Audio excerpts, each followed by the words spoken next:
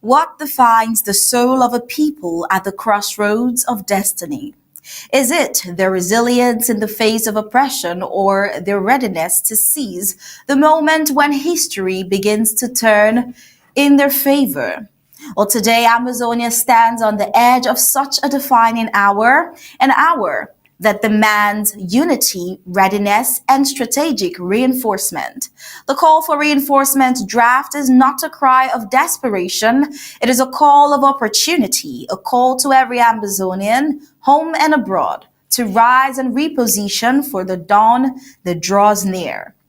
For over 8 years, Ambazonia has waged a multi-dimensional struggle, defending its sovereignty on the battlefield, asserting its voice through the media, and expanding its influence through diplomacy. But the winds of global change are shifting, and the government of Ambazonia is ready and reading the times correctly. The urgency of this draft is not by accident.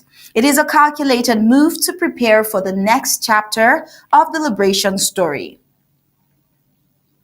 Now, on the home front, the Amazonian State Army continued to defend the nation's territorial integrity against relentless incursions from French Cameroon's military, and these forces, often under-equipped, yet unwavering. Amazonian State Army stands between the people and the daily brutality of an occupying army notorious for its crimes against women, children, and unarmed civilians. The reinforcement draft calls on every county, every community, and every patriot to strengthen these defense lines. It is about preparing for the possibility that as tensions escalate within French Cameroon itself, Ambazonian forces, the Amazonian State Army can strategically advance and consolidate control over key territories. The draft ensures readiness not just to resist, but to take ground when the opportunity arises. We see that across the border, La République du Cameroon finds itself in turmoil. The regime's forced and fraudulent elections have deepened internal fractures, stirring political unrest and fear of imminent conflict. Now, if Cameroon descends into further instability, it already overstretched military. Its overstretched military, long fixated on subduing Ambazonia, will find itself unable to sustain multiple wars, one in its nation, the French Cameroon, and the other with the Southern Cameroons. Now, this shifting dynamic opens a rare strategic window for Ambazonia. The reinforcement draft thus becomes a timely preparation, ensuring the Amazonia is not caught watching when history presents its chance to act. Now, as Cameroon's empire of repression trembles from within, Ambazonia must be ready to stand strong, organized, and unified.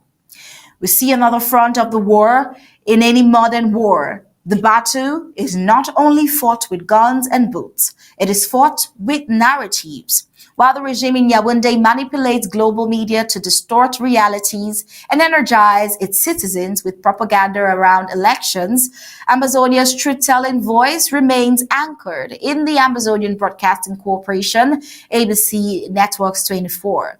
At a time when falsehood thrives, ABC Networks 24 and the ABC Amba TV remains the only uncompromised platforms telling the world the unfiltered truth of Ambazonia's resistance and survival. The reinforcement draft calls for renewed support to strengthen this lifeline to ensure that Ambazonia's story does not fade beneath the noise of misinformation. In this war of narratives, truth itself must be armed.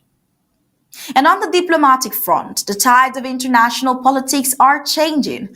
A new world order is emerging, marked by pragmatic leadership and a growing global desire for peace and stability.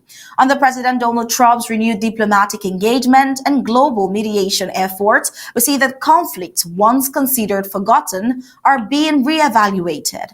Amazonia has to therefore position itself strategically not as a fragmented resistance, but as a government in waiting, ready for dialogue, recognition, and eventual restoration. Now, this reinforcement draft signals a reawakening, a readiness to engage the international community, to knock on doors of power, to revisit alliances, and to build bridges that lead to the negotiating table. Ambazonia's diplomatic machinery must now match its resilience in the field, refined, responsive, and prepared for mediation when that call comes. We see that the urgency of the reinforcement draft mirrors the world's uncertainty, economic instability, shifting alliances, and the regional crises that are reshaping the geopolitical landscape. In this fluid global reality, Ambazonia cannot afford complacency. The struggle for liberation is not only about resistance, it is about preparation for governance, preparation for peace, preparation for the inevitable transition when the world begins to listen. Now, this is not a time of fear nor fatigue. It is a time for focus.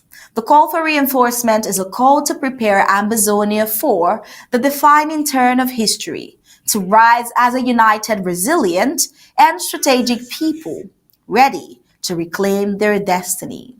In the words of Ambazonia's forebears, freedom is not given, it is indeed taken. And for Ambazonia, that moment to take freedom with courage, clarity, and conviction has come once again.